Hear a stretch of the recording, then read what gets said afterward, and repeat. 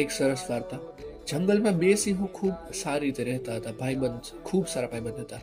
અને તે બંને વચ્ચે એક વખત ટસમસ થઈ. તે બંને બોલવાનું જ બંધ કરી નાખ્યું. પછી એવો સમય આવ્યો કે એકબીજાને જ્યારે એકબીજાને જોવે ત્યારે તે બંને એકબીજા ઉપર આક્રમણ કરવા માંડે. તે આ બધા જ અલગ અલગ જાનવર હતા બીજા રીતે. આ બધી વાત જોઈ અને તેમને ખબર પડી કે આ બંને તો પેલા ખૂબ સારા ભાઈબંધ હતા, હવે પણ ભાઈબંધ નથી રહ્યા. તો આ વાત થઈ પછી એક શિયાળનું ગ્રુપ આખું એક જે સિંહ હતો તેની ઉપર આક્રમણ કરે છે, કારણ કે ખબર હતી અમે 20-30 જણા મળીને એકને તો મારી શકશી.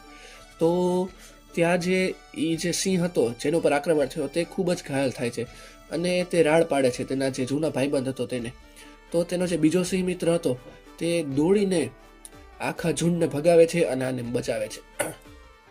પછી જે બીજો સિંહ હતો તે પેલા સિંહને કહે છે કે તે મને ખાલી એકવાર તે મારું નામ લીધું, હું તારા માટે હાજર થઈ ગયો. આપણે આપણી મિત્રતા એવી રાખવી જોઈએ કે બીજા બહારના લોકો આવીને આપણે તોડી ન શકે, પણ આપણે જ જો બાદશી તો બીજા લોકો આવીને ફાયદા ઉપાડશે.